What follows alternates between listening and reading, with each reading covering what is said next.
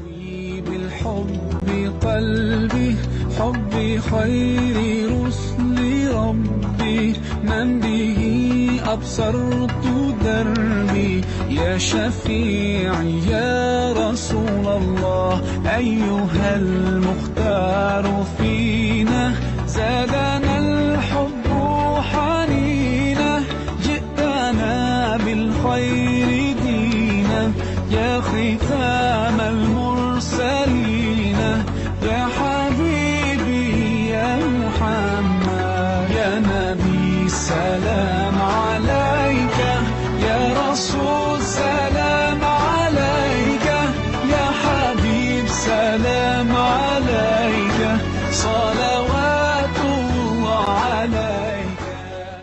بسم اللہ الرحمن الرحیم. آج ہم اردو سلیبس میں شامل غزل نمبر 2 جو کہ خواجہ حیدر علی آتش نے لکھی ہے اس کو تشریح کے ساتھ پڑھیں گے. تو اس کا پہلا شعر ہے: رخ و زلف پر جان کھویا کیا، اندھیرے اجالے میں رویا کیا. شاعر کہتا ہے کہ محبوب کے چہرے اور بالوں پر وہ جان گنواتا رہا اور اندھیرے اور روشنی میں روتا رہا. شاعر اپنے محبوب کا حسن و جمال بیان کر رہا ہے اور اس کی تعریف میں زمین آسمان ایک کر رہا ہے، اور اس کے باوجود وہ کہتا ہے لیکن میں پھر بھی اتنی تعریف کے باوجود اپنے محبوب کی جدائی میں رو رہا ہوں.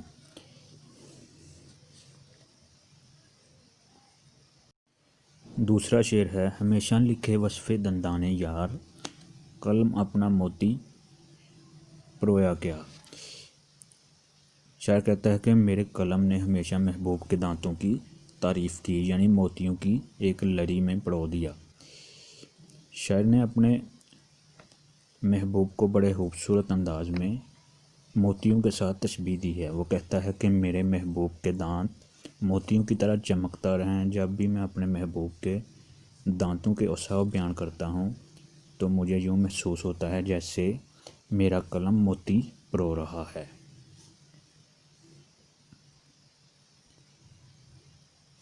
اس کے بعد تیسرا شعر ہے: کہوں کیا ہوئی عمر کیوں کر بسر، میں جاگا کیا بخت سویا کیا. شاعر کہتا ہے کہ میں کیا بتاؤں کہ میری عمر کیسے گزری. بظاہر تو میں جاگتا رہا لیکن بخت سو گیا. بخت کا مطلب ادھر نصیب، قسمت، لیکن اس کی قسمت سوئی رہی. تو شاعر کہتا ہے کہ میں کیا بتاؤں کہ میری عمر کس طرح گزری. بظاہر تو میں جاگتا تھا مگر میرا نصیب سویا رہا. شاعر اپنی قسمت کا گلہ کرتے ہوئے کہتا ہے کہ میری قسمت نے میرا ساتھ نہ دیا، میری قسمت سوئی رہی، میں اپنی آگاہی سے ہاتھ رہا فائدہ نہ اٹھا سکا. کے بعد شعر نمبر 4 ہے: رہی سبز بے فکر کشتے سخن، نہ جوتا کیا میں نہ بویا کیا. کشتے سخن کا مطلب شیر گوئی کی زمین. بے فکر یعنی جسے کوئی فکر نہ ہو. نہ جوتا کیا، ادھر جوتا کا مطلب ہل چلانا. تو شاعر کہتا ہے کہ میری شاعری کی فصل ہمیشہ ہری بھری رہی، حالانکہ نہ تو میں نے اس میں ہل چلایا اور نہ ہی کوئی اس میں بیج بویا. شاعر کہتا ہے کہ میری شاعری لوگوں کے دلوں میں گھر کرتی ہے، میں اپنی شاعری پر زیادہ محنت نہیں کرتا. جو شعر میرے ذہن میں آتے رہتے ہیں میں ان کو زینت اور خوبصورتی کے ساتھ پیش کر دیتا ہوں. شعر نمبر 5 ہے: برہمن کو باتوں کی حسرت رہی، خدا نے بتوں کو نہ گویا کیا. یعنی برہمن جو ہیں بت پرست، انہیں اس بات کی حسرت ہی رہی کہ ان کے بت جو ہیں وہ ان سے باتیں کریں، لیکن خدا نے بتوں کو قوت گویائی یا بولنے کی صلاحیت عطا نہیں کی. تو شاعر کہتے ہیں کہ بتوں کو پوجنے والوں کو یہ ہمیشہ حسرت ہی رہی کہ وہ اپنے خداؤں سے باتیں کریں، مگر اللہ تعالیٰ نے بتوں کو بولنے کی صلاحیت عطا نہیں کی. انسان جس چیز کی پرستش کرتا ہے اس کے بارے میں چاہتا ہے کہ وہ اس سے باتیں بھی کریں، لیکن یہ ضروری نہیں کہ اللہ تعالیٰ انہیں بھی بولنے کی صلاحیت دے، یعنی بت جو ہیں وہ بول نہیں سکتے جب تک اللہ تعالیٰ انہیں یہ صلاحیت عطا نہ کرے۔ تو اس شعر میں شاعر برہمن کے بارے میں بات کر رہا ہے۔ اس کے بعد ہے سیکنڈ لاسٹ شعر ہے، مزہ غم کھانے کا جس کو پڑا وہ اشکوں سے ہاتھ اپنا دھویا کیا۔ اشک سے مراد آنسو، ہاتھ دھونا، کھو دینا۔ تو شاعر کہتا ہے جس کو غم سے آگاہی مل گئی ہو وہ آنسوں کو کھو دیتا ہے۔ انسان اگر کسی چیز کا عادی ہو جائے تو اس کے بغیر نہیں رہ سکتا۔ یہ چیز نشے سے تعبیر کی جاتی ہے، نشہ کسی بھی چیز کا ہو سکتا ہے۔ تو شاعر اس شعر میں یہی کہنا چاہتا ہے کہ جسے غم سہنے اور برداشت کرنے کی عادت ہو جائے پھر وہ غم کے بغیر نہیں رہ سکتا۔ تو اس کا لاسٹ شعر ہے، زنہداں سے آتش محبت رہی کنویں میں مجھے دل ڈبویا کیا۔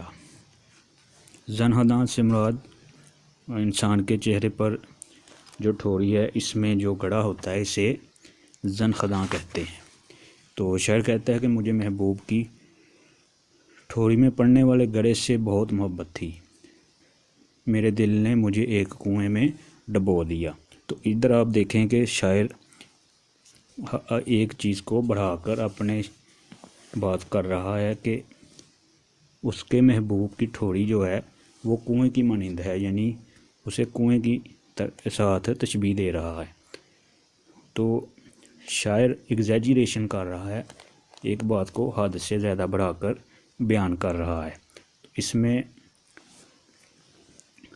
اسی لیے شاعر کہہ رہا ہے کہ مجھے محبوب کی ٹھوری پر پڑنے والے گڑھے سے بہت محبت تھی۔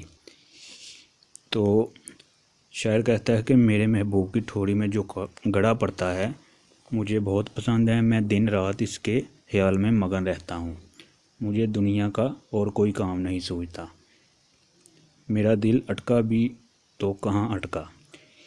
تو اس میں آپ دیکھیں کہ شاعر ایک چیز کو حد سے بڑھا کر بیان کر رہا ہے۔ آپ نے ان اشعار کی تشریح کو بخوبی تیار کرنا ہے۔ انشاءاللہ آپ دوبارہ ملیں گے۔ انشاءاللہ آنے والے دنوں میں اسے آگے پڑھیں گے۔ آج کے لیے اتنا ہی کافی ہے۔ اللہ حافظ۔